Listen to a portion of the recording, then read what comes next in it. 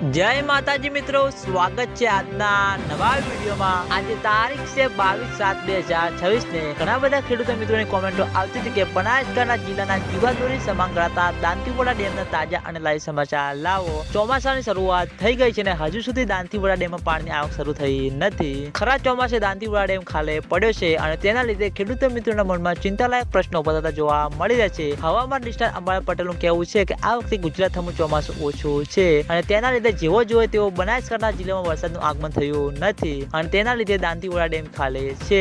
ખેડૂતો મિત્રોના મનમાં ચિંતાલાયક પ્રશ્નો બધા જોવા મળી રહ્યા છે કે શું હવે બનાસકાંઠા જિલ્લામાં વરસાદ આવશે કે નહીં, કારણ કે મિત્રો આ સારા એવા દિવસોમાં વરસાદ નહીં આવે તો પાછળ જતા વરસાદનું કઈ નક્કી હોતું નથી। એટલે ખેડૂતો મિત્રોની આશા છે કે જેમ બને તેમ ઝડપી બનાસકાંઠા જિલ્લામાં સારો એવો વરસાદ વરસે અને દાંતીવાડા ડેમમાં પાણીની આવક શરૂ થાય, કારણ કે મિત્રો દાંતીવાડા ડેમમાં પાણીની આવક શરૂ થશે અને દાંતીવાડા ડેમ તેની સપાટી પ્રમાણે સંપૂર્ણ રીતે ભરાશે તો આજુબાજુ વાળા વિસ્તારમાં પૂરતા પ્રમાણમાં પાણી મળી રહેશે અને તેના લીધે ખેડૂતો મિત્રોને ઘણો બધો ફાયદો જોવા મળશે। એટલે ખેડૂતો મિત્રોની આશા છે કે જેમ બને તેમ ઝડપી દાંતીવાડા ડેમમાં પાણીની આવક શરૂ થાય। તો મિત્રો દાંતીવાડા ડેમમાં પાણીની આવક શરૂ થશે તો સૌથી પહેલા તમને બધાને આ ચેનલ દ્વારા વિડીયો બનાવીને જાણ કરવામાં આવશે। એટલે તમે બધા અમારી ચેનલ ઉપર નવા હોય તો વિડીયોને લાઈક કરી દેજો, કોમેન્ટ કરી દેજો અને ચેનલને સબસ્ક્રાઇબ પણ કરી દેજો।